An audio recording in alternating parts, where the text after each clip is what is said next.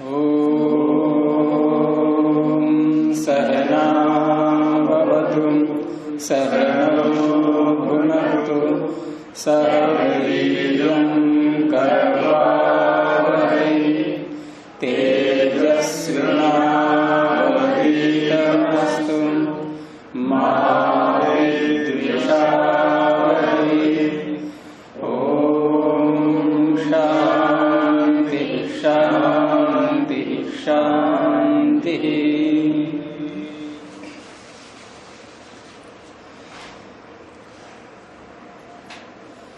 क्या पूछ रहे थे आप? स्वार्थानुमान, परार्थानुमान। स्व माने हम स्वयं, पर का अर्थ दूसरा। तो स्व अर्थ यानी हम ही प्रयोजन हैं जिसके, ऐसा अनुमान। स्वार्थ स्व ही जिसमें अर्थ है, यानी स्वयं हम अपने प्रयोजन हैं, हम अपने लिए ही समझाने के लिए प्रयोग कर रहे हैं, तो वो स्वार्थानुमान है। उदाहरण तो यही बन जाएंगे। हम मान लो रास्ते में जा रहे हैं, अचानक कहीं धुआं दिखाई दिया, तो धुआं दिखाई देते ही तुरंत हमें ज्ञान हो जाएगा कि यहाँ अग्नि है। अब यहाँ प्रतिज्ञा बोलना, हेतु बोलना, उदाहरण बोलना, इनकी आवश्यकता नहीं है, लेकिन आपके अंदर बुद्धि में, स्मृति में ये ज्ञान तो हो गया, पता लग गया कि धुआं है इसलिए अग्नि है, लेकिन यहाँ वाक्यों को बोलने की आवश्यकता नहीं है। तो इसलिए स्वार्थानुमान के लिए पंचावयव नहीं है। पंचावयव परार्थानुमान के लिए उसको सिद्ध करने की कोई आवश्यकता नहीं है। नहीं, वो सिद्धि ही है। हमें दूसरे के सामने सिद्ध क्यों करना पड़ रहा है? दूसरे के सामने भी उसके सामने सिद्ध करना होता है जो नहीं जानता है, जिसको नहीं पता है, जिसने प्रत्यक्ष देख तो रखा है धुआं और अग्नि को, लेकिन कहीं अन्यत्र अकेला धुआं नहीं देखा है। जिसने जहां भी देखा है वह धुआं अग्नि साथ साथ देखे हैं, अकेला नहीं देखा। जैसे बच्चों को समझाते हैं, तो वहां पर अब उसको समझाने के लिए पंचावयव की प्रक्रिया चलेगी। लेकिन ये जो उदाहरण दिए जाते हैं धुआं अग्नि इत्यादि के, तो शास्त्रकार स्थूल उदाहरण लेते हैं किसी बात को समझाने के लिए, और वो उदाहरण ऐसे होते हैं जो जिनमें लगता है कि यहाँ तो कोई आवश्यकता ही नहीं है बताने की, सभी जानते हैं धुआं जहां होता है वहां अग्नि होती है। अरे सभी जानते हैं, उसी को तो उदाहरण के रूप में लाएंगे। उदाहरण समझाया ऐसे जाता है, स्थूल उदाहरण बोलते हैं इनके लिए। लेकिन इन स्थूल उदाहरणों के द्वारा हमें सूक्ष्म विषयों तक पहुंचना है, तो वहां हम कैसे अनुमान का प्रयोग करेंगे, वो शैली समझने के लिए पहले हमें स्थूल उदाहरण चाहिए। बच्चों को जब भी समझाएंगे तो पहले स्थूलता से ही समझाते हैं, उसके बाद फिर और सूक्ष्म और सूक्ष्म और सूक्ष्म। तो इस तरह से यहाँ ये स्थूल उदाहरण है काफी। यहाँ कोई संदेह नहीं होगा किसी को धुआं और अग्नि के विषय में, लेकिन अन्य जो सूक्ष्म विषय है वहां बहुत संदेह होता है, उलझते हैं लोग। तो वहां कैसे हम उससे पार जाएंगे, कैसे बाहर निकलेंगे, तो उस प्रक्रिया को सीखने के लिए स्थूल उदाहरण लेकर के पंचावयव प्रयोग करते हैं।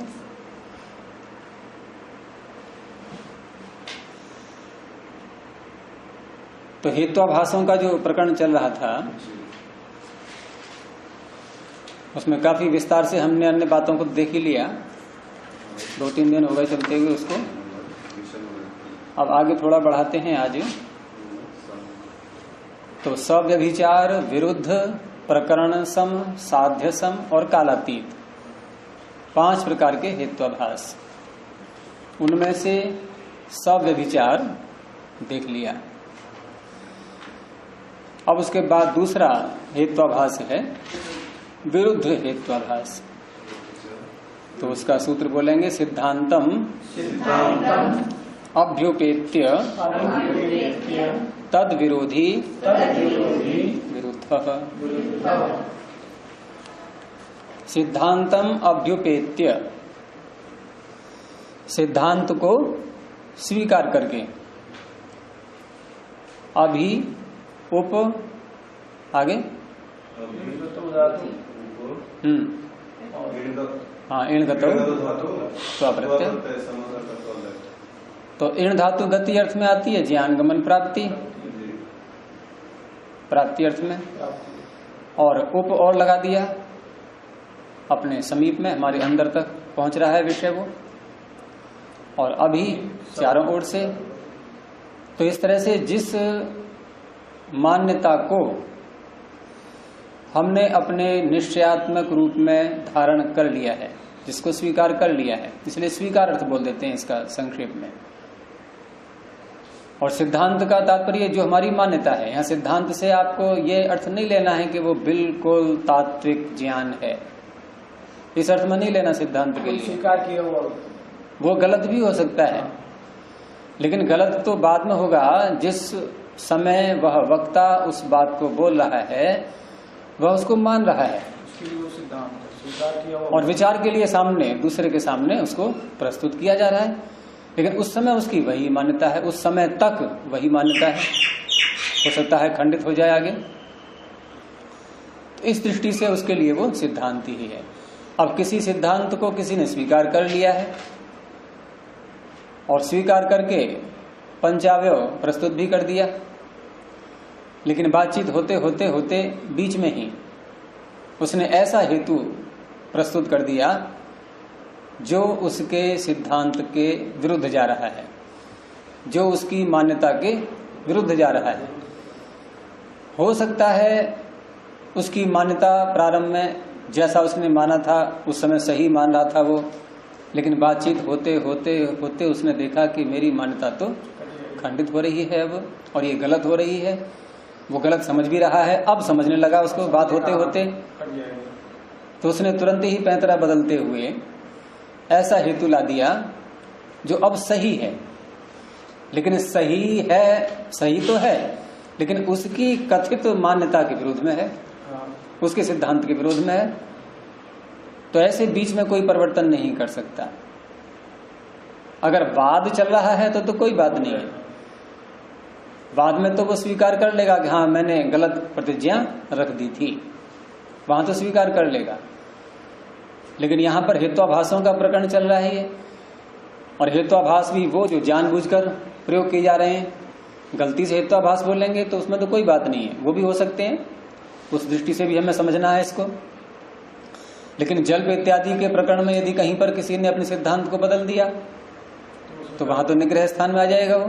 लेकिन आचार्य जी बात है, ये सिद्धांत को कह रहा है कि अगर हमने सिद्धांत बाद में भी कोई बात हमारा विधन चल रहा है तो हमने ये स्वीकार कर लिया कि हमने वो बात गलत बोला था, अब मैं सही बोला, तो फिर तो बात हमने आपकी स्वीकार कर ली। तुम्हें नहीं, वो तो ठीक है, हमें अधिकार है, लेकिन ये वाद चल रहा होगा तब ना, उस अवस्था में तो हम बदल सकते हैं। लेकिन यहाँ सामने वाला जब उसको ये बताएगा कि तुमने अपना जो हेतु प्रस्तुत किया है ये तुम्हारी पिछली मान्यता के विरोध में जा रहा है, तो हेत्वाभास का स्वरूप तो हमें पता हो तभी तो हम कह पाएंगे दूसरे से।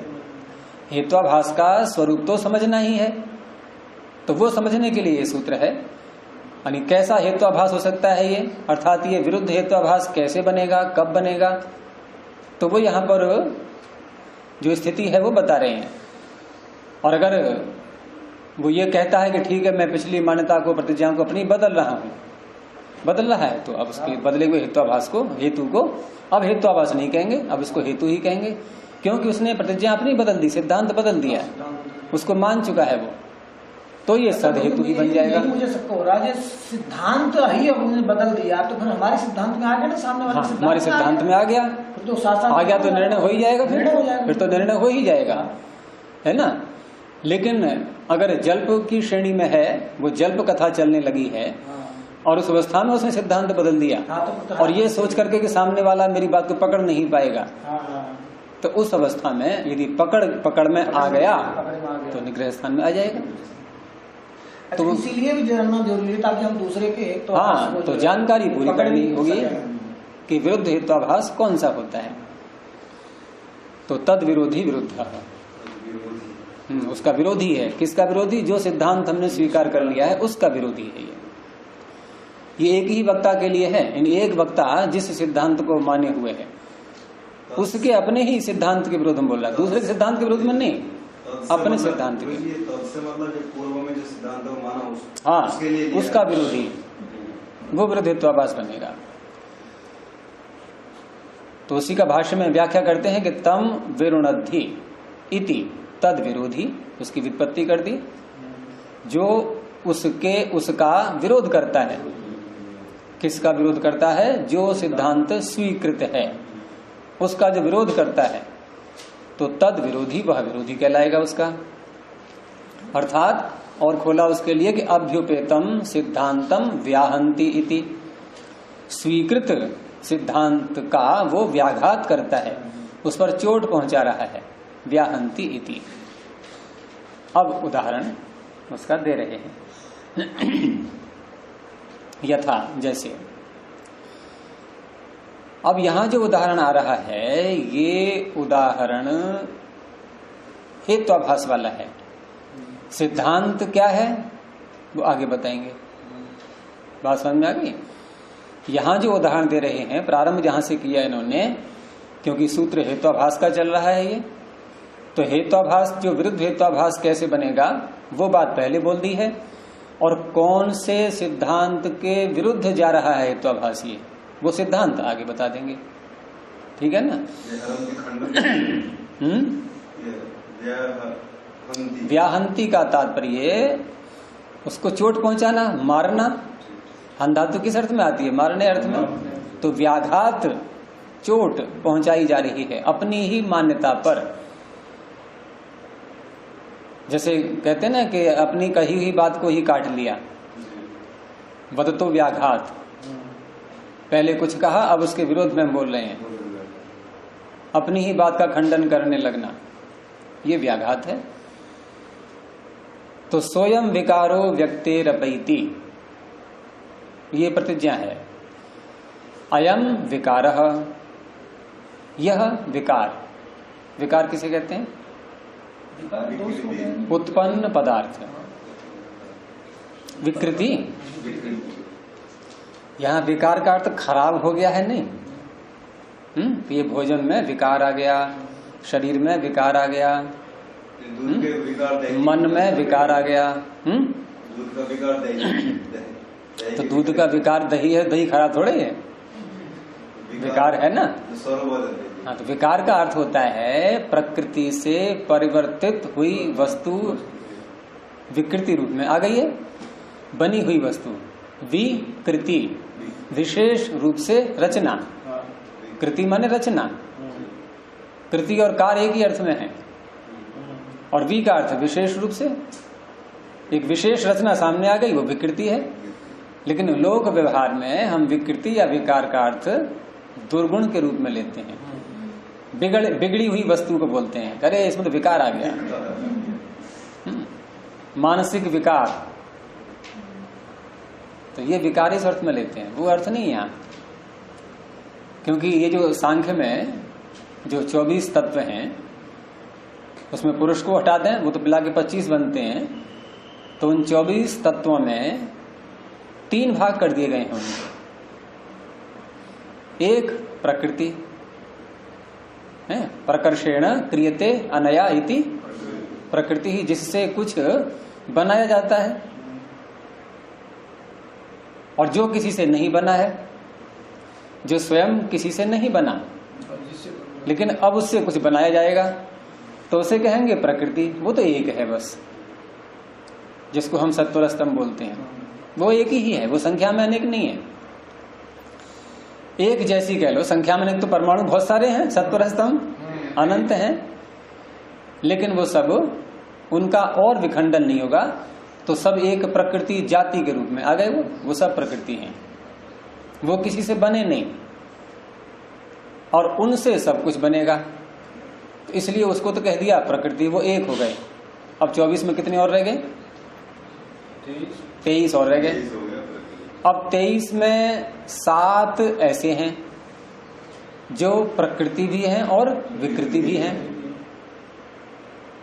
अर्थात वो किसी से बने हैं इसलिए विकृति हैं, और आगे कुछ और भी बनेगा उनसे, इसलिए प्रकृति भी हैं वो। तो उनका नाम रखा गया है प्रकृति विकृति। वो 7 पदार्थ हैं, 7 तत्व, जिसमें महत, अहंकार और 5 तन्मात्रा हो गए 7। अब 7 और 1 8 तो निकल गए। अब 24 में कितने और रह गए? 16। 16 पदार्थ ऐसे हैं जो केवल विकृति नहीं, विकृति, कृति, कृति नहीं, क्र और क्री, क्र में रा आएगा, क में, क्री में री की मात्रा आएगी नीचे। तो ये 16 केवल विकृति हैं, अर्थात इनसे ये बने तो हैं किसी से, लेकिन इनसे कुछ भी और आगे नहीं बनेगा। वो कौन से हैं 16? 11 इंद्रियां और 5 महाभूत। तो इंद्रियों से कुछ बनता है? इंद्रियों से कुछ और बनेगा आगे? अब कुछ नहीं, यहाँ निर्माण कार्य रुक गया। पंचमहाभूत में पृथ्वी से बहुत कुछ बनता है। पंच महाभूतों में लगता है हमें ऐसा कि इनसे तो बहुत कुछ बन रहा है, और इनमें से भी सबसे नहीं। जैसे आकाश से कोई शंका नहीं करेगा आपको कि आकाश से क्या बन रहा है, वायु से क्या बन रहा है, यहाँ भी हम नहीं देखते। अग्नि से क्या बन रहा है, वहां भी नहीं। जल से क्या बन रहा है, वहां भी नहीं। पृथ्वी पे आकर के अटकते हैं। ये 5 जो तत्व है, 5 महाभूत, इससे मिलकर ना कुछ बनता है, ये अकेले कुछ नहीं बना सकता है। जब नियम ये है कि ये केवल विकृति हैं, तो चाहे अकेले को ले लो चाहे मिला के ले लो, बना तो सही। जब कुछ बनता ही नहीं है, सिद्धांत है ये, इनसे तो बनना ही नहीं चाहिए। देखो, बनना एक अलग चीज है। बनना का अर्थ यहाँ जो लिया गया है दर्शनों में, ये परिवर्तन, परिवर्तित होकर के कोई वस्तु जब सामने आती है, और एक मिलाकर के मिश्रण कर दिया है हमने। अच्छा ये बताओ, यदि हम इन पंचभूतों से, उसमें भी केवल पृथ्वी ले लो, पृथ्वी से यदि हम कुछ बनाएंगे तो पृथ्वी का जो गंध गुण है वो उसमें नहीं आना चाहिए, क्योंकि उससे कुछ और बन गया ना, परिवर्तित रूप हो गया। क्योंकि महत तत्व में जो निश्चयात्मक शक्ति है वो क्या उससे बने अहंकार या इंद्रियों में आएगी? हर पदार्थ का धर्म अलग अलग, लेकिन पृथ्वी से चाहे कुछ ही बनाओ, गंध उसमें रहेगी। तो इसका अर्थ है पृथ्वीत्व नष्ट नहीं हुआ, इसलिए इसको कहेंगे, इसलिए केवल विकृति है। अगर कुछ बनता तो उसको उसमें वो व्यवहार के लिए हम ठीक है, उससे बहुत सारे पदार्थ देख रहे हैं, बन रहे हैं, लेकिन ये बनने पर भी उसमें पृथ्वीत्व धर्म नष्ट नहीं होगा। इसलिए हम क्या कहते हैं उनको कि ये सब पार्थिव पदार्थ हैं। उनका नाम बदले ना आप, पार्थिव क्यों बोल रहे हैं? पृथ्वी से बने हैं? पार्थिव क्यों बोल रहे हैं? नहीं, पृथ्वी से बने तो नाम बदलना चाहिए अब तो उनका। अब पार्थिव न कहा जाए, कुछ और कहा जाए, क्योंकि पृथ्वी का गुण है ना उसमें। मतलब आप कहने चाह रहे तो पृथ्वी है फिर वो, जिसके मतलब पृथ्वी जब है वो पृथ्वी नहीं रहा है, उसे पार्थिव क्यों कह दिया? पृथ्वी ही है। अच्छा ये जैसे हम मनोविकार में भी आपने कहा कि मनोविकार में वो दोष की तरफ लिया जाता है, लेकिन तात्विक रूप से दिखाया जाए तो उसमें भी जो अर्थ यहाँ विकार का है वही है जो मन की स्थिति है अपनी सही, उससे वो स्थिति नहीं रही, इसलिए नहीं, ऐसे भी नहीं। देखो, मन की स्थिति क्या है सही, आप सही गलत का निर्णय कर लो पहले। मन की स्थिति क्या है? सत्व रज तम का संघात मन माना गया है, ठीक है, ये मन की स्थिति हो गई। और उसमें जितने सत्व हैं, जितने रज हैं, जितने तम हैं, वो वही रहेंगे, क्योंकि ये सिद्धांत है कि ईश्वर ने जो सृष्टि के प्रारंभ में हमें हमारा मन चित्त बुद्धि कुछ भी कह लें उसके लिए सूक्ष्म शरीर जो बना करके दिया, उसकी रचना में सारी सृष्टि में कहीं भी अंतर नहीं आएगा, एक भी कण न उसमें से घटेगा न बढ़ेगा। फिर होता क्या है? ये सबकी बुद्धि समान होनी चाहिए, सबका ज्ञान एक जैसा होना चाहिए, सबकी क्षमता जो बौद्धिक क्षमता जिसको बोलते हैं वो सब में एक रूपता रहनी चाहिए। क्योंकि ईश्वर ने जब प्रारंभ में बनाया है तो ऐसा नहीं किसी में सत्व अधिक रख दिए, किसी में रज अधिक रख दिए, किसी में तमस अधिक रख दिए, ऐसा नहीं, सबकी रचना समान, पूर्ण रूप से समान। फिर ये क्यों अंतर आ रहा है? तो अंतर जो आता है ये सत्वरज तम जो कण माने गए हैं मन में या बुद्धि में या चित्त कह लें उसके लिए, इन कणों की संख्या तो समान है, लेकिन संख्या समान होने पर भी उनमें उद्भूत और अनुद्भूत, या हम यूं कह सकते हैं कि सक्रियता और निष्क्रियता, यानी कौन से कण सक्रिय हैं और कौन से कण निष्क्रिय हैं। जैसे मान लो 20-25 लोगों का समूह बैठा हुआ है और उस समूह के हम 3 भाग कर लें। 3 भागों में कह लें, देखो ये तो वर्ग है, ये गान विद्या में बहुत निपुण है। ये दूसरा जो वर्ग है एक और, ये प्रवचन कला में बहुत निपुण है। तीसरा वर्ग एक और ले लिया, ये किसी अन्य कला में, आर्ट में किसी में निपुण है। अब वहां पर तीनों वर्ग बैठे हुए हैं और तीनों वर्ग में भी अब किसी एक वर्ग को कहा गया ठीक है आप अपनी प्रस्तुति कीजिए। अब क्या कहेंगे हम, उन पूरे समूह में एक छोटा सा वर्ग एक सक्रिय हो गया है इस समय, तो अन्य सारे चुपचाप बैठे रहेंगे कि नहीं उस काल में। दूसरा वर्ग सक्रिय होगा तो अन्य बैठ जाएंगे चुपचाप। लेकिन क्या उनकी रचना में जो समूह में 25 लोग बैठे हैं, क्या उसमें अंतर आया? उसमें अंतर नहीं आया। तो ऐसे ही चित्त या मन में जितने भी सत्व रजतम हैं, उनमें यदि सत्व अधिक सक्रिय है किसी काल में, यानी कि सत्व जो तत्व हैं उनके द्वारा जो शक्ति सामर्थ्य प्रकट होती है वो तो प्रकट हो रही है, लेकिन तम और रज की सामर्थ्य तभी हुई है, संख्या वही है उनकी, लेकिन वो शांत हैं, चुपचाप हैं वो। ये सत्वगुण रजोगुण और तमोगुण के जो कण है, हाँ, शुरू से जन्म सूत्र से के बराबर है, वो बराबर है। बाद में फिर बढ़ता घटता कैसे गुरु जी? मैं वही तो बता रहा हूँ, ये नहीं बड़े घटे, ये नहीं बड़े घटे, इनकी सक्रियता निष्क्रियता और उस पर प्रभाव पड़ता है, सक्रियता निष्क्रियता पर, कि कौन सा गुण हम सक्रिय कर रहे हैं, कौन सा गुण को दबा रहे हैं, निष्क्रिय कर रहे हैं। तो वो हमारा प्रभाव हमारे विचारों से, हम जो बाह्य ज्ञान ग्रहण करते हैं उससे, जो बाह्य खाद्य पदार्थ लेते हैं उनसे, जो बाह्य हमारी संगति है आसपास की परिवेश समाज उससे, इन सब से उन पर प्रभाव पड़ता है।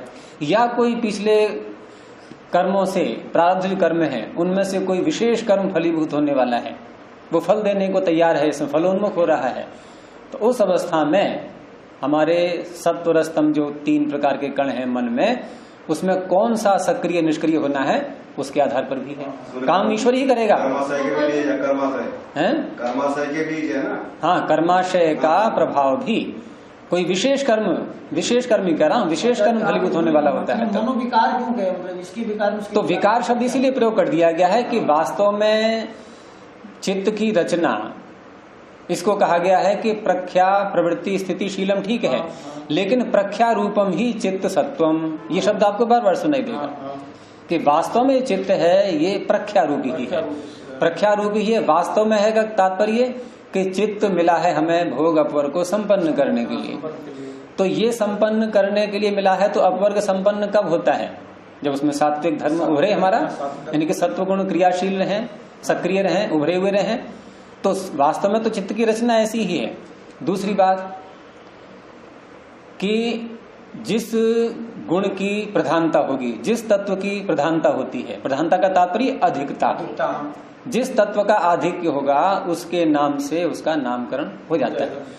तो यहाँ सत्व रजतम में सत्व के कण अधिक होते हैं, इसमें ईश्वर सत्व के कण अधिक रखता है, लेकिन हम इतना प्रमाद कर लेते हैं इस मानव शरीर को पा करके कि अधिक जो संख्या है उनको हम दबाए रखते हैं, जो कम संख्या वाले उनको भाड़ लेते हैं, और कम संख्या वाले वो हैं दुष्ट प्रकृति वाले। एक प्रकार से देखा जाए तो हमारे लिए जैसे एक ही यदि कोई 100 लोगों के समूह में एक आतंकवादी आ जाए तो वो 99 को जो है नाच नचा देगा, वो अकेला ही करेगा नहीं, सारे परेशान हो जाएंगे उससे, एक से ही।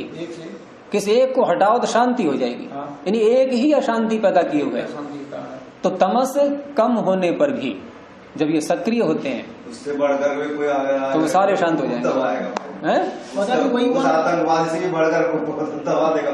पता नहीं मूल रूप से बात वही रही ना कि विकार का वो तो भाव तो वही रहा कि विकार का तात्पर्य हो गया अब यहाँ पर कि जो कण अधिक हैं उनको तो हमने दबा लिया, और जो कम वाले हैं उनको भार लिया है, और उनको भारने से हमारा लक्ष्य हमें प्राप्त होना नहीं है, भोग और अपवर्ग मुख्य रूप से ये प्राप्त होना नहीं है। तो हम कहेंगे हमारे मन में विकार आ गया। विकार आ गया का अर्थ है कि अब हम उस रास्ते पर नहीं जा रहे हैं जिस रास्ते के लिए मनुष्य का शरीर मिला है, ये उस रास्ते पर नहीं चल रहे हैं। तो विकार ही तो है ये। वही गुरु जी मैं ये कहना चाह रहा था, विकार का जो मूल जो उपसर्ग जो धातु करते हैं वही अर्थ जो है क्या नाम है हर जगह देगा, लेकिन शब्द की जो है कि प्रयोग की स्थिति के अनुसार थोड़ा बहुत जो हमें जो अर्थ का अंतर हो रहा है वो इसीलिए हो रहा है। तो विकार जो शब्द बोलते हैं विकार का अर्थ हम वहां यही तात्पर्य है कि जो उद्देश्य हमारा है उससे हम दूर हट रहे हैं। लेकिन यहाँ अब जो शब्द आ रहा है कि विकारः स्वयं विकारः अयम विकारः यह विकार, तो यहाँ विकार का अर्थ है रचित पदार्थ, उत्पन्न पदार्थ, विकृति, बस वही अर्थ लेना है यहाँ पर। तो अयम आपने कहा ना जो सत्व रजस्तम का वो विशाल जितना होना चाहिए उतना होता है, और उसमें नहीं जितना होना चाहिए उतना तो है, हमें सक्रिय कौन से करने हैं। डीएनए कुछ काम करता है डीएनए, डीएनए का तो वही तात्पर्य है। डीएनए से यहाँ इसको यहाँ स्वरूप में नहीं लेना है। डीएनए से तो ये पता लगता है कि हमारे शरीर में जो तत्व हैं इनके इन तत्वों में से कुछ तत्व जो प्रारंभ में निर्माण प्रक्रिया में लगते हैं वो किसके शरीर से आए, वो कहां से आए,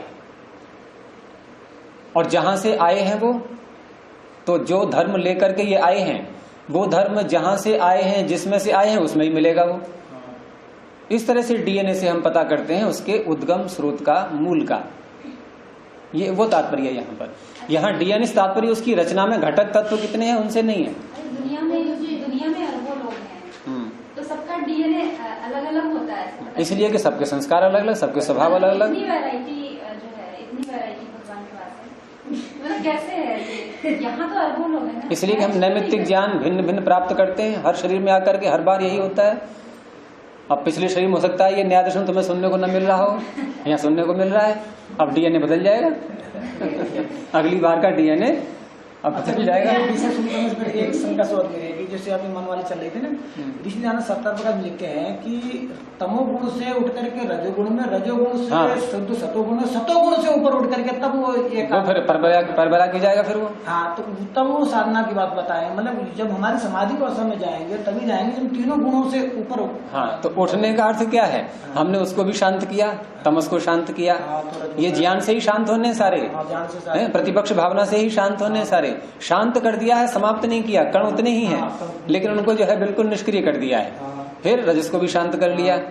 अब सत्व के द्वारा हम उत्थान करते करते करते एक ऐसा बिंदु आएगा कि सत्व गुण भी अब ये कहेगा, हार मानेगा अपनी, वो ये कहेगा बस मेरी इतनी सामर्थ्य थी यहाँ तक तुझे पहुंचाने की, वो मैंने तुझे पहुंचा दिया, इसके आगे मेरी सामर्थ्य भी नहीं है, अब सत्व से भी हम हट जाएंगे। फिर अच्छा, वही निरुद्धावस्था आएगी, वो निरुद्धावस्था आ जाएगी फिर, क्योंकि सत्व की सामर्थ्य जहां तक है वहीं तक तो अपना काम करेगा ये, तो वहां तक की जो प्रख्या होनी थी, क्योंकि प्रख्या रूपम ही चित्त सत्वम, और प्रख्या क्या है?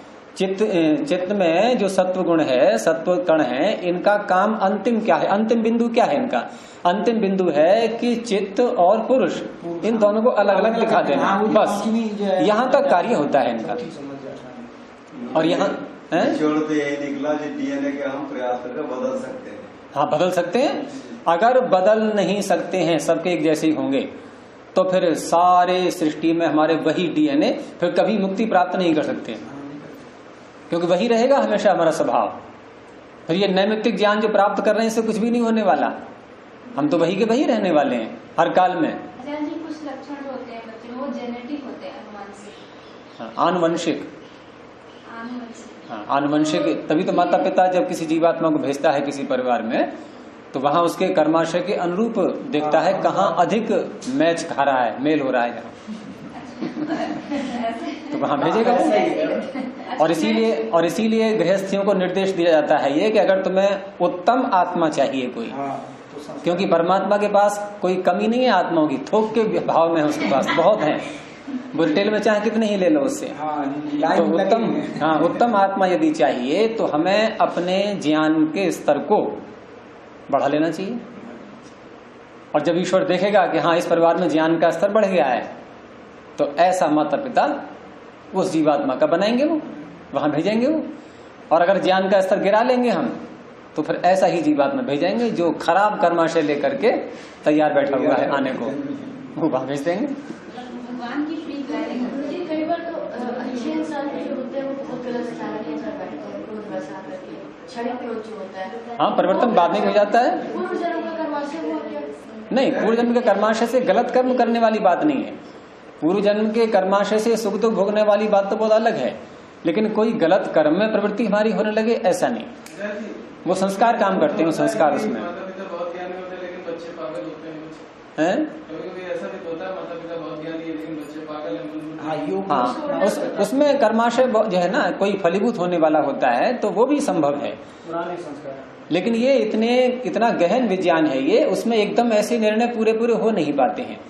अब उसमें क्या क्या कारण ऐसे रहे हैं कि उस जीवात्मा को ईश्वर ने वहां भेजा है, उन कारणों का हम विश्लेषण नहीं कर सकते, कई बार गुरु जी, और किसी ऋषि ने नहीं किया, संभव ही नहीं है वो। लेकिन कोई वजह होगी। लेकिन एक मोटी मोटी बातें हम लोग जान लेते हैं, जैसा कि वेदों में वर्णन मिलता है।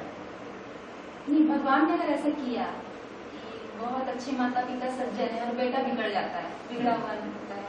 हाँ, बिगड़ जाता है या बिगड़ा हुआ पैदा हुआ, बिगड़ जाता है तो ये बाद की बातें हो गई सारी, क्योंकि हर जीवात्मा कर्म करने में स्वतंत्र है, और जहां 5 वर्ष का बच्चा होता है उसके बाद कर्म करने का उसका कार्य प्रारंभ हो जाता है।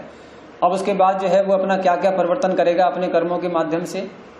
भाई ठीक है कि माता पिता को जैसी शिक्षा देनी चाहिए, यदि वो नहीं देते हैं तो वो भी अन्याय कर रहे हैं उसके साथ में, तो वो भी कारण बनेंगे, और उस कारण में उसके साथ जो अन्याय हुआ है उसका तो प्रतिफल परमात्मा भरेगा जैसे भरेगा वो। लेकिन उन्होंने जो अन्याय किया है उसके साथ, हम बच्चे के साथ में, उन्होंने अपना कर्माशय और बना लिया, वो उसके दंड के भागी बनेंगे। आचार्य, जब गर्भ के लिए तैयार होता जन्म के लिए, उस समय के तात्कालिक आहार विहार का भी प्रभाव पड़ता है। हाँ, प्रभाव पड़ता है उसका। उसमें सोच का भी तो होता है ना, और इसीलिए मनु महाराज ने यहाँ तक लिखा है ना, मनु महाराज ने लिखा है कि गृहस्थ में किसको प्रवेश करना चाहिए, तो वही तो है उनका निर्देश कि वेदान अधीत्य वेद हुआ वेदम वापि यथाक्रमम अभिप्लुत ब्रह्मचर्यो गृहस्थाश्रमम आविषेक। भाई हम समाज में विद्वान के रूप प्रतिष्ठित है, सब कुछ है, ध्यानी है, लेकिन गर्भ के समय भी हमारा आहार विहार विचार परिवर्तित हो गया होगा, हमारे यहाँ संतान तो गलत आएगी, ये तो निश्चित है, यो उस कारण से। चलिए तो फिर आइए इसी पे अपने हेत्वाभास पे।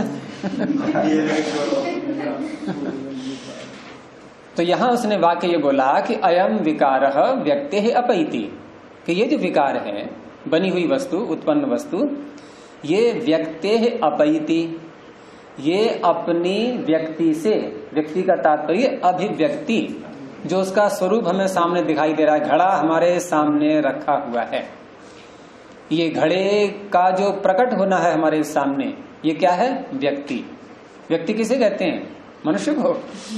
मनुष्य अर्थ में प्रसिद्ध है ये, लेकिन व्यक्ति का अर्थ है प्रकटता, अभिव्यक्ति जिसको कह सकते हैं आप, प्रकटता, प्रकट होना, ये उपयोगी तो कर दिया, वस्तु का अस्तित्व सामने आ जाना। व्यक्ति है उपैति, नहीं वो छोड़ो, अभी अपैति को हटा दो, उपैति नहीं अपैति है ये। अपैति है। तो व्यक्ति का अर्थ कर रहा हूं मैं, व्यक्ति का अर्थ है प्रकट होना। प्रकट होना, जैसे घड़ा बन गया, अब क्या कहेंगे हम? ये घड़ा क्या है? व्यक्ति है। मनुष्य क्या है? व्यक्ति है। पुस्तक क्या है? व्यक्ति है। जो जो वस्तु हमारे सामने बनी हुई दिखाई दे रही है वो सब क्या है? व्यक्ति।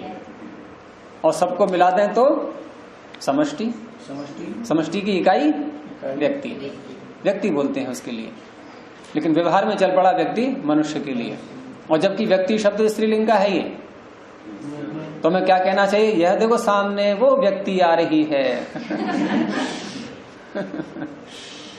लेकिन ऐसे नहीं बोलते। और तो और रहा, देवता शब्द को भी ऐसे कहेंगे, देवता आ रहा है, गलत है ये। देवता आ रही है, देवता स्त्रीलिंग है, देव पुल्लिंग है, देव पुल्लिंग है, देवता स्त्रीलिंग है। कभी तो नहीं कहते देवता आ रही है। चल बड़ा। हाँ, तो हिंदी की दृष्टि से निर्णय नहीं होते ये। तो यहाँ क्या कह रहे हैं कि ये जो विकार है, घड़ा हमारे सामने रखा है, ये विकार है, और ये अपनी अभिव्यक्ति से, व्यक्ति से अपैति हट जाता है। अपैति का अर्थ है हटना। अपनी अभिव्यक्ति से विराम हो गया, इसका हट गया। कब? फोड़ दो आप घड़े को, घड़ा फूट गया। अब जो घड़ा फूट गया वो घड़ा है क्या? अब क्या उसमें हम पानी भरेंगे बाल्टी से? अब तो अपनी व्यक्ति से अपैति हट गया, ठीक है। अब जो इसने प्रतिज्ञा की है ये, अब उसका हेतु दे रहा है कि क्यों हुआ ऐसा, क्यों होता है ऐसा, व्यक्ति से क्यों हट जाता है, ये अपनी अभिव्यक्ति से क्यों विराम ले लेता है, अब क्यों नहीं वैसा दिखाई दे रहा है? जो मकान पहले सही सलामत बना हुआ था, भूकंप आया, अब धराशायी हो गया वो, अब क्यों नहीं वैसा दिखाई दे रहा है? जो मनुष्य सही सलामत था, देहांत हो गया, अंत्येष्टि हो गई, अब वो है ही नहीं, वो प्रकटता उसकी शरीर की अब रही ही नहीं। तो ये सब क्यों होता है? तो हेतु दिया उसने नित्यत्व प्रतिषेधात, क्योंकि नित्यत्व का प्रतिषेध होने से, अर्थात उत्पन्न पदार्थ नित्य नहीं होता है, उसमें नित्यत्व नहीं होता है। तो नित्यत्व के प्रतिषेध के कारण से कोई भी विकार अपनी अभिव्यक्ति से हट जाता है। व्यक्ते अपैति, उसी खोला है कि न नित्यो विकार उपपद्यते। ये नित्यत्व प्रतिषेधात का ही अर्थ है कि न नित्यो विकार उपपद्यते, विकार कभी भी नित्य सिद्ध नहीं हो सकता, उपपन्न नहीं हो सकता। अब यहां जो ये इसने प्रस्तुति दी है, इसमें हेतु था नित्यत्व प्रतिषेधात, लेकिन ये जो बात इसने बोली है, ये बात बोलने से पहले ये कुछ और बोल चुका था, वो आगे दिखा रहे हैं। क्योंकि इसको विरोध बनाएंगे ना, विरुद्ध हेत्वाभास बोलेंगे इसके लिए, और विरुद्ध हेत्वाभास तब बनेगा जब सिद्धांत के विरुद्ध हो। तो इसका अर्थ है कि सिद्धांत इसका कुछ और था, इसका सिद्धांत कुछ और था, और वो था गलत। मतलब वैसे एक सैद्धांतिक दृष्टि से देखें वो गलत था, लेकिन बातचीत होते हो तो उसको पता लग गया कि मैं गलती पर हूं, तभी तो बदलेगा। अब वो सही राह पर आना चाह रहा है, और उसने ये सही हेतु प्रस्तुत किया है। लेकिन हेतु सही होने पर भी, ये हेतु सही है ना भाई, कोई भी विकार नित्य होता ही नहीं कभी, हेतु सही है, लेकिन हेतु सही होने पर भी उसकी अपनी मान्यता जो उसने पहले प्रस्तुत की थी उससे उलट है ये। तो पहले क्या मान्यता थी, अब वो आगे दे रहे हैं कि अपेतः अपि विकारः अस्ति। ये उसने पहले बोल चुका था, ये वाक्य ये पहले बोल चुका था। अब क्योंकि इन्होंने जो विरुद्ध हेत्वाभास दिखाया है, सूत्र का अर्थ कर रहे हैं, तो उसको पहले दिखाएंगे। तो सूत्र के अर्थ के कारण से विरुद्ध हेत्वाभास को पहले दिखाएंगे, लेकिन वास्तव में विरुद्ध हेत्वाभास की स्थिति, उसके बोलने का अवसर कब आता है, कब आएगा? जब पहले हम कुछ बोल चुके हों।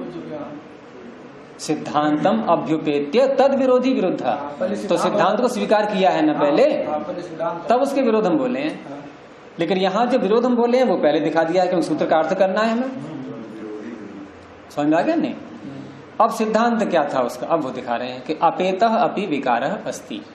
अपेतः माने चला गया हुआ भी है, गया हुआ भी, नष्ट हुआ भी, नष्ट हुआ अर्थ कर लो और सरल पड़ जाएगा, नष्ट हुआ भी विकार है। अपेतः अपि विकारः अस्ति, नष्ट हुआ भी विकार है, उसके अस्तित्व को मान रहा है वो, ये उसका सिद्धांत था पहले। और उसमें हेतु क्या था इसका? विनाश प्रतिषेधात, क्योंकि किसी वस्तु का कभी भी विनाश नहीं होता। सही है गलत है? हैं? किसी भी वस्तु का कभी भी विनाश नहीं होता, क्या होता है? हैं? हाँ, चेंज हो जाता है। या इन कहने का तात्पर्य है, ये जब वाक्य बोला जाएगा तो अगर इसका हम वास्तविक अर्थ करें तो वास्तविक अर्थ तो ये होगा कि प्रत्येक विकार का जो उपादान कारण है, जो मूल कारण है, वो तो कभी नष्ट नहीं होता, वो तो रहता ही है सदा। क्योंकि संसार में जितने परमाणुओं से परमात्मा ने संसार बनाया है, उन परमाणुओं में से एक भी बढ़ने वाला नहीं, एक भी घटने वाला नहीं, पूरे के पूरे ज्यों के त्यों रहते हैं, एक कण भी कम नहीं होने का। बस केवल एक रूपांतरण जिसको कहते हैं कि घड़ा फूट गया ठीक है, लेकिन ठीकरे के रूप में आ गया, और उसको पीस दो मिट्टी के रूप में आ गया है, मृत बन गया। अब उससे और छोटा करने का हमारी सामर्थ्य नहीं है, वो काम ईश्वर करेगा बाद में प्रलय काल में। प्रलय काल में वो कहां तक छोटा करेगा उनको? सत्वर स्तंभ तक पहुंचा देगा, लेकिन कण पूरे के पूरे रहे, कण नहीं कम हुए। जैसे अग्नि में हमने चम्मच में घी भर के और डाल दिया। अब कल्पना करिए आपके चम्मच में जितना घी है वो मान लीजिए कि 100 परमाणु है उसमें, यानी 100 परमाणुओं से एक चम्मच घी बन गया। यद्यपि 100 से बनेगा नहीं, उसमें अरबों लग जाएंगे। लेकिन मान लिया अब उसमें हमने डाल दिया अग्नि में, लेकिन सारे लोग नहीं जाएंगे, कुछ चम्मच में रह भी जाते हैं, कुछ चम्मच में रह भी गए, लेकिन जो रह गए और जो अग्नि में डाल दिए वो मिलाकर के 100 तब भी होंगे। 100 तब भी रहेंगे, लेकिन हमारे पास में नहीं है वो, हमारे लिए अदृश्य हो चुके हैं, वो फैल गए सारे में सूक्ष्म होकर के, लेकिन कण उतने ही हैं। तो इस दृष्टि से देखें तो ये वाक्य सही है इसका, विनाश प्रतिषेधात, विनाश होता ही नहीं वस्तु का। लेकिन यहां जो उसने प्रस्तुति दी थी अपनी पहली मान्यता की, ये सुन करके भाई किसी सुन लिया होगा, जैसे सांख्य योग में होता ही ऐसा कि विनाश होता ही नहीं किसी वस्तु का, मूल रूप में हमेशा रहता है। लेकिन मूल रूप में रहता है ये बात न जान करके विनाश नहीं होता, ये उसने सुन लिया और सुन करके अपनी प्रस्तुति दे दी। अब प्रस्तुति दे दी तो बातचीत होते होते खंडन होने लगा कि ये तो कार्य पदार्थ है, ये तो नष्ट हो रहा है, ये तो सामने वाला मेरी बात का खंडन कर रहा है। अब उसने अपनी बात को घुमा करके और तुरंत ही हेतु दे दिया कि नित्यत्व प्रतिषेधात, कि विकार तो नित्य होता ही नहीं है।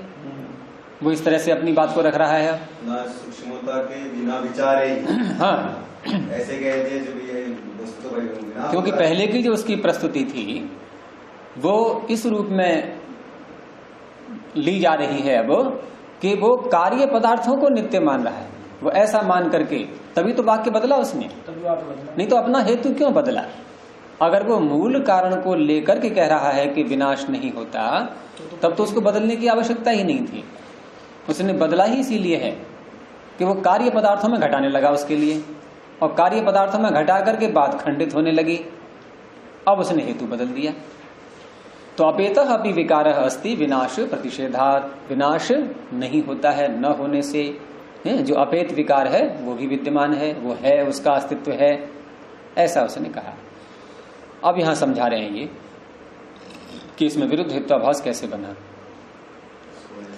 कि स्वयं नित्यत्व प्रतिषेधात्, इसको इन्वर्टेड कॉमा में ले लीजिए तो अच्छा समझ में आएगा कि ये जो नित्यत्व प्रतिषेधात् जो इसने हेतु बोला है बाद में का मतलब जो हमारे इसमें पुस्तक में पहले है, ठीक है, लेकिन वहां प्रस्तुति जहां हुई है वहां उसने बाद में कहा है। इसको समझ में आ रही है बात? नहीं, वहां उसने बाद में कहा है।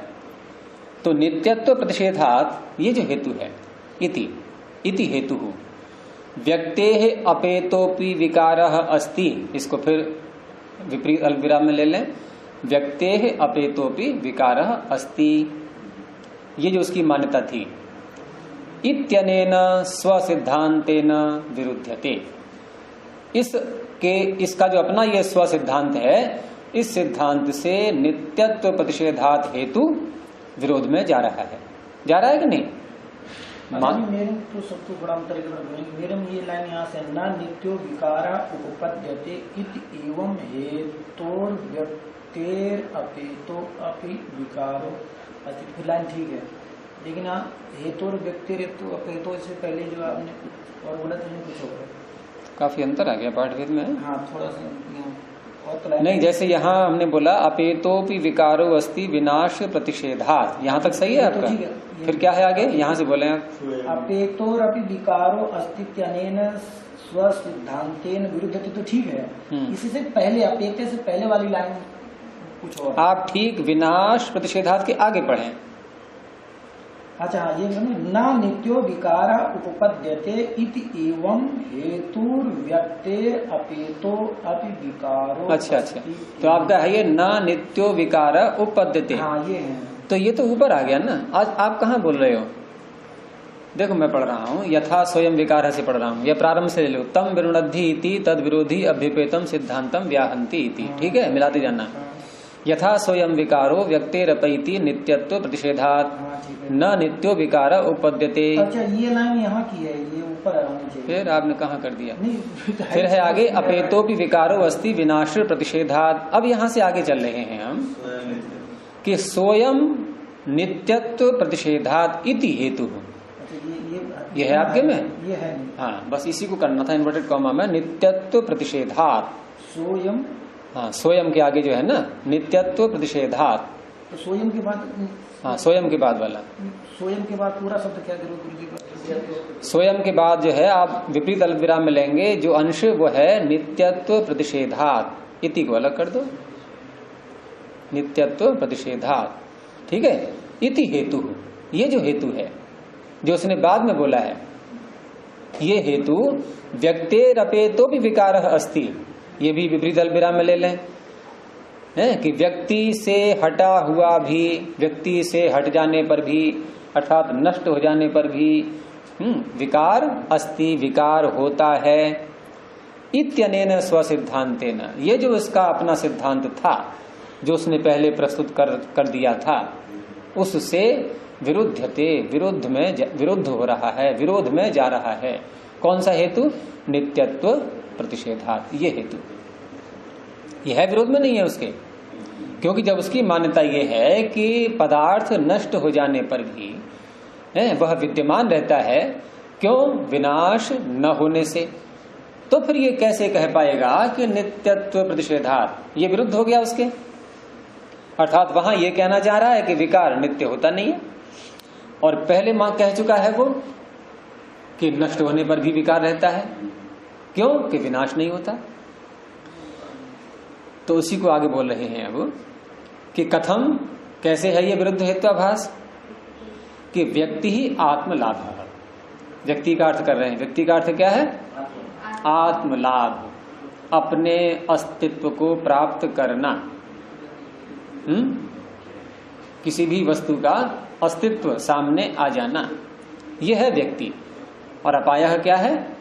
प्रच्युति ही, उससे हट जाना, व्यक्ति की अनभिव्यक्ति हो जाना, ये प्रच्युति हो गई, वो अपनी व्यक्ति से गिर गया, अपायः प्रच्युति ही। अब कह रहे हैं, यह तर्क प्रस्तुत कर रहे हैं ये तर्क के रूप में कि यदि आत्मलाभात प्रच्युतो विकारो अस्ति, यदि आत्मलाभ होने से, अर्थात किसी वस्तु का आत्मलाभ हो गया, अपने अस्तित्व में आ गई वो, तो यदि आत्मलाभात प्रच्युत है, और उस आत्मलाभ से वो प्रच्युत हो गया, नष्ट, गिर गया, टूट गया, फूट गया, नष्ट हो गया, और विकारः अस्ति, फिर भी वो विकार है, ठीक है। यदि आत्मलाभात प्रच्युतः विकारः अस्ति, यदि वस्तु के अपने अस्तित्व से हट जाने पर भी वह विकार है, तो नित्यत्व प्रतिषेधो नोपद्यते, तो फिर नित्यत्व का जो प्रतिषेध कहा कि नित्य नहीं रहती है विकृत वस्तु, उत्पन्न हुई वस्तु नित्य नहीं रहती, ये जो कहा गया था पीछे, ये न उपपद्यते, ये सिद्ध नहीं होता। फिर क्यों सिद्ध नहीं होता? क्योंकि उसकी मान्यता ये थी कि विकार है, विकार हमेशा रहता है, आत्मलाभ से प्रच्युत हो जाने पर भी, अभिव्यक्ति से, व्यक्ति से प्रच्युत हो जाने पर भी, अपाय हो जाने पर भी विकार रहता है। ऐसा यदि वो मान रहा है तो नित्यत्व का प्रतिषेध वो नहीं कर सकता। अगर ये कहेगा तो ये विरोध में जाएगा उसके। यदि यद व्यक्ति अपेतस्यापि विकारस्य अस्तित्वम, ये जो व्यक्ति से अपेत, हटा हुआ, प्रच्युत हुआ, नष्ट हुआ विकारस्य, विकार का अस्तित्वम, अस्तित्व है यदि, तो तत्खलु नित्यत्वम, फिर तो ये नित्यत्व माना जाएगा उसका। नित्यत्व हुआ नहीं हुआ? भाई व्यक्ति से अपेत हो गया, नष्ट भी हो गया, और फिर भी अस्तित्व उसका दिखाई दे रहा है, विकारस्य अस्तित्वम तत्खलु नित्यत्वम, ये तो नित्यत्व हो गया फिर उसका। और बाद में कह रहा है, उसने हेतु दिया है कि नित्यत्व प्रतिषेधा, तो नित्यत्व प्रतिषेधो नाम, अगर हम नित्यत्व का प्रतिषेध कर रहे हैं तो इसका क्या अर्थ होता है कि विकारस्य आत्मलाभात प्रच्युतेः उपपत्ति ही, विकार का जो आत्मलाभ हुआ था, जो उसका अस्तित्व सामने आया था, उससे प्रच्युति होने पर, उससे नष्ट होने पर उपपत्ति ही, उसकी सिद्धि हो पाएगी। किसकी सिद्धि? नित्यत्व के प्रतिषेध की सिद्धि हो पाएगी। समझ में आ रहा है नहीं? यहां तक नित्यत्व प्रतिषेधो नाम, इसका अर्थ किया कि नित्यत्व प्रतिषेध ये कब कह पाएंगे हम, ये कब सिद्ध हो पाएगा? ये जब सिद्ध हो पाएगा जब विकारस्य आत्मलाभात, विकार का जो आत्मलाभ हुआ है, कोई उत्पन्न पदार्थ बनकर के सामने आया है और वो पदार्थ अब उसकी हो जाए प्रच्युति, अब उसका हो जाए विनाश, तब कहेंगे हम कि नित्यत्व नहीं रहता, यानी किसी वस्तु में भी, उत्पन्न वस्तु में नित्यत्व नहीं है, अनित्यत्व रहता है। और यदि यद आत्म लाभात, इसमें ला के आगे भा और जोड़ लेना, ला के आगे भा नहीं है। यदि यद आत्म लाभात प्रच्यवते, दूसरी पंक्ति का प्रारंभ का हिस्सा, ला के आगे भा, यद आत्म लाभात प्रच्यवते तद अनित्यम दृष्टम, जो वस्तु अर्थात जो आत्म लाभ से हट जाना होता है, जो पदार्थ आत्म लाभ से अपने अस्तित्व से प्रच्यवते नष्ट हो जाता है, तद अनित्यम दृष्टम, वो अनित्य माना गया है, अनित्य देखा गया है, अनित्य प्रत्यक्ष रूप में है, वो नित्य रहा ही नहीं। और यद अस्ति, और जो है, जिसको हम है कह रहे हैं, तो न तद आत्मलाभात प्रच्यवते, वो तो आत्मलाभ से प्रच्युत नहीं हुआ, वो तो अपने अस्तित्व से हटा नहीं, नष्ट नहीं हुआ। और अस्तित्वं च आत्मलाभात प्रच्युति रीति च, उसका अस्तित्व भी है और आत्मलाभ से उसकी प्रच्युति भी हो गई है, नष्ट भी हो गया है, अस्तित्व भी है और नष्ट भी हो गया है। इति च विरुद्धौ एतौ धर्मौ, ये दोनों धर्म विरुद्ध हैं। और विरुद्ध होने से क्या होता है, न सह संभवतः इति, ये दोनों धर्म साथ साथ नहीं रह सकते, कि कोई वस्तु है भी और नहीं भी, दोनों बातें साथ साथ नहीं रह सकती। लेकिन उसने ऐसा ही कर दिया था बोलने वाले ने। बोलने वाले ने पहले तो ये कहा, जो वाक्य बाद में आया था, जो बाद वाला पहले ले लेना। बोलने वाले ने अपनी मान्यता को प्रस्तुत कैसे किया था कि अपेतः अपि विकारः अस्ति विनाश प्रतिषेधात्, कि कोई वस्तु नष्ट होने के बाद भी बनी रहती है क्योंकि विनाश होता ही नहीं, ये उसकी मान्यता थी। ठीक है। और उस मान्यता के विरोध में बात करते करते फिर वो बोल गया कि अपेतो विकारो व्यक्तेरपैति नित्यत्व प्रतिषेधा, जो वाक्य पहले लिखा है इस पुस्तक में, ये इसने बाद में बोला है कि अपेत विकार भी, नष्ट हुआ विकार भी, व्यक्ते अपैति, जो नष्ट विकार है, अपेतः विकार व्यक्तेरपैति, वो अपनी अभिव्यक्ति से नष्ट हो जाता है, अपैति हट जाता है। क्यों? नित्यत्व प्रतिषेधात्, कोई भी वस्तु नित्य नहीं रहती है, बनी हुई वस्तु। तो सोयम हेतु, ये जो इसका हेतु है, जो इसने बाद में बोला है, ये यम सिद्धांतम आश्रित्य प्रवर्तते, वो जिस सिद्धांत को लेकर के यह मनुष्य अपनी बात करने के लिए प्रवृत्त हुआ था। कौन सा सिद्धांत? विनाश प्रतिषेधात्, विनाश होता ही नहीं किसी वस्तु का, इस सिद्धांत को लेकर के प्रवृत्त हुआ था। तम एवं व्याहंती, अब वो यहाँ पर उसी को व्याघात कर रहा है, उसी को नष्ट कर रहा है, उसके विरोध में बोल रहा है, उसका खंडन कर रहा है।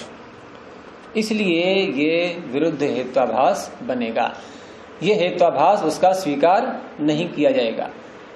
अच्छा जी, पूरा पॉइंट जरा यथा सो अयम विकार से लेकर के तो नहीं यथा सो अयम विकार, जो दूसरी जहाँ से सूत्र की व्याख्या कर रहा है, यहाँ से थोड़ा ऊपर से कर रहा है, यथा स्वयं विकारः व्यक्तेरपैति, ये जो वाक्य बोला गया है ये बाद में बोला गया है। देखो, उसने अपनी बात प्रारंभ कहाँ से की थी, वहां से पकड़ लो आप सीधा। उसने अपनी बात प्रारंभ की थी यहाँ से कि अपेतः अपि विकारः अस्ति, मिला? कि जो अपेत माने नष्ट, आप सीधा अर्थ करो, अपेतः अपि विकारः, नष्ट हुआ भी विकार, अस्ति माने होता है, यानी कि वो नष्ट तो हो गया है लेकिन फिर भी है। क्यों है? कि विनाश प्रतिषेधा, किसी वस्तु का विनाश होता ही नहीं, विनाश का निषेध होने से, यानी कि विनाश नहीं होता है, ये इसने हेतु दिया था पहले। ठीक है। अब बाद में बातचीत आगे बढ़ती गई, वो तो यहाँ नहीं लिखा है डिटेल कि प्रतिपक्षी ने क्या कहा है, उसने क्या कहा। अब उसने क्या किया, बीच में ही मैं बोलते बोलते अब ये बोल गया कि अयम विकारः व्यक्तेरपैति, जो आपकी शुरू की लाइनें हैं अब ये, कि ये जो विकार है, बनी हुई वस्तु, ये व्यक्ते अपैति, ये व्यक्ति से हट जाती है, यानी अपनी अभिव्यक्ति से नष्ट हो जाती है, इसका विनाश हो जाता है। क्यों? तो यहाँ हेतु क्या दे दिया उसने अब कि नित्यत्व प्रतिषेधा, क्योंकि नित्यत्व रहता ही नहीं किसी वस्तु में, बनी हुई वस्तु में। अब ये जो नित्यत्व प्रतिषेधात है, ये विनाश प्रतिषेधात का उल्टा है कि नहीं है? हाँ। उसकी अपनी मान्यता ये थी कि विनाश होता ही नहीं किसी वस्तु का, और बाद में बोल गया कि नित्यत्व है ही नहीं किसी पदार्थ में, जो बना है वो नष्ट होगा। हैं? घड़ा ले लो। हाँ भाई, पहले उसने कह दिया कि ये घड़ा जो है ये नष्ट हो गया, लेकिन नष्ट नहीं है ये, क्योंकि विनाश होता ही नहीं। किसी के विनाश होता नहीं परमाणु। लेकिन जब बाद में उससे कहा गया कि ला इसमें पानी भर, हाँ। तब सोचा अरे मैं पानी कैसे भरूं इसमें अब, तब तुरंत अपनी बात को बदल गया। अब क्या कहता है कि नहीं नहीं, नित्यत्व प्रतिषेधात, कोई वस्तु नित्य नहीं रहती बनी हुई, इसलिए अब ये घड़ा है नहीं वास्तव में अब ये। तो अपनी पहली मान्यता से विरुद्ध बोल गया कि नहीं? या तो अपने पहले सिद्धांत को बदले वो, अगर सही तरह से वाद कर रहा है तो उसको अवसर देंगे, भाई सिद्धांत को बदल दे अपना। हाँ, घड़ा विकार है। हाँ, टूट गया, और टूट गया घड़ा नहीं है वो, उसके बदन कारण तो है, लेकिन घड़ा अब नहीं। अब उसको घड़ा नहीं कह सकते, घड़ा बोलेंगे अब। घड़े के रूप में नहीं है। अब उसका नाम क्यों बदला, क्यों कह रहे हैं उसके ठीकड़े, ये क्यों कह रहे हैं आप? घड़ा ही ना बोले अब, संज्ञा बदल हैं? कुम्हार के पास गए घड़ा लेने के लिए, अब दुकानदार ने क्या नाम, ग्राहक ने घड़ा ले लिया, अब घड़ा ले लिया तो फूट गया, या कुंभकार ने ही फोड़ दिया। अब वो कह रहा है कि ले इसको, ग्राहक कह रहा है कि इसको क्या लूं, तो फूट गया ये, कि फूट गया तो क्या है, तो घड़ा ही, घड़ा नष्ट होता नहीं है, ले जाए इसको। तो व्यवहार हमारा क्या बता रहा है? व्यवहार तो यही बता रहा है ना कि वस्तु नष्ट हो रही है। अगर हम वैसे जाएंगे सिद्धांत में गंभीरता में, तो बाधान कारण ठीक है नष्ट नहीं होता, लेकिन कार्य पदार्थ जिनसे हम व्यवहार ले रहे हैं वो तो नष्ट हो ही रहे हैं। तो इस दृष्टि से ये लाइन पहले लेकर के करें जरूरी बात। हाँ, वो इसलिए कि वो इससे पता लगेगा आपको कि ये जो आ रहा है ना कि स्वयं से स्वयं नित्यत्व प्रतिषेधा, तीसरी लाइन में जो है हमारे में कि नित्यत्व प्रतिषेधा इति हेतु, ये जो हेतु दिया है उसने, ये व्यक्तेरपेतो विकारोवस्ति इत्यनेन स्वसिद्धांतेन विरुध्यते। यानी स्वसिद्धांत किसको माना जा रहा है? देखो आप, स्वसिद्धांत माना जा रहा है कि व्यक्तेरपेतोपि विकारः अस्ति, ये तो है इसका स्वसिद्धांत। और इसका विरोध का हेतु कौन सा बोल दिया उसने? नित्यत्व प्रतिषेधात्, ये विरोधी हेतु हो गया, इसलिए विरुद्धता सही। तो ये उसके पक्ष को सिद्ध नहीं करेगा, वो निग्रह स्थान में जाएगा अगर पकड़ में आ जाएगा तो। इस तरह से अब वाद चल रहा है तो अपने सिद्धांत को बदलते फिर कोई बात ही नहीं। तो ये विरुद्ध हेत्वाभास, दो प्रकार के हेत्वाभास हमने ले लिए। आगे 3 और रह गए हैं, या वो बाद में देखेंगे इनको। प्रणव ध्वनि।